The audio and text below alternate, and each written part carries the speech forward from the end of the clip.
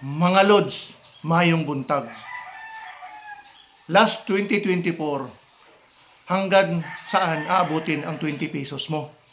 Dito sa bigas. 20 pesos, 1 kilong bigas. Ngayon 2025, saan aabutin ang 20 pesos mo? Guess what? Malulula ka sa presyo. Wait. Ito mga Lods, isang pirasong kamatis dito sa amin, 20 pesos. Ha? Isipin mo, isang pirasong kamatis, mas mahal pa sa isda. Oh, yung isda nga 200 lang eh. Ito isang pirasong kamatis. Sana gagawa kami kahapon ng tinolang isda. Kaya lang, sa sobrang mahal ng kamatis, hindi na kami bumili. Oh, kita mo?